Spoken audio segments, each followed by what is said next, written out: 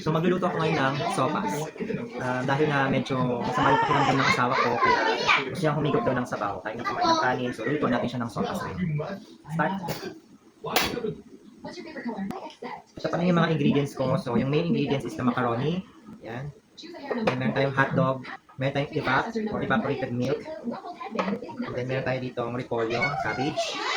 And then meron din tayo carrots. So wala na tayong chicken. Mas masarap sana ito kung may chicken. Pero kung ano na lang yun dyan sa rep, yun na lang yung niluto. Yun na lang yung ingredients natin. Para at least mas tikit natin. Margarine pa lang ilalagay. Igigisa natin yung bawang at saka sibuyas sa margarine. Medyo sunog-sunogin natin yung bawang para mas masarap siya. Mas mabango. Hindi muna kami magkakanin yun. So ito na muna. Yung kakainin sopas. Hanggang gabi na. Kasi masama yung pakiramdam ng asawa ko. Kaya ito muna yung aming kakainin sopas. So ilalagay na natin yung ating milk. Sabay natin sa pag-isa. Lagay tayo ng paminta.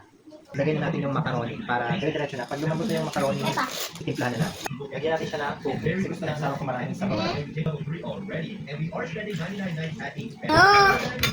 So lalagyan natin ng asin.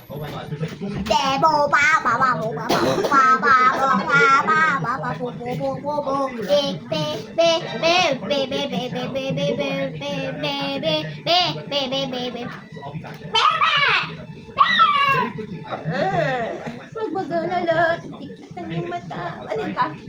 Ba't ganyan? Huwag mag-alala. Oo. Ay, hindi. Bigyan mo muna kay kuya yung cellphone ko. Dali. Ate, bigyan mo muna kay kuya yung cellphone. Bakit kulang yan? Mamaya pa. Napasok pa lang daw yan. Itatry ko lang Dali na. mag-tuloy. Hindi pa nga kumukulo eh. Anong kulo? Yung... Ganan.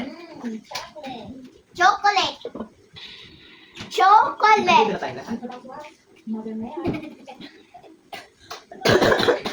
Siyamo kita! Wait. No. No. Wala na, matatapos na yung video natin. Huwag mag-alala na. Itikatan yung mata. Oo, okay. Lakad na doon. Ate. No. Yung huwag kang tumawa yung ano mo, isang ngipin mo lumalabas. Eh. Mahulog ka. Strike a pose.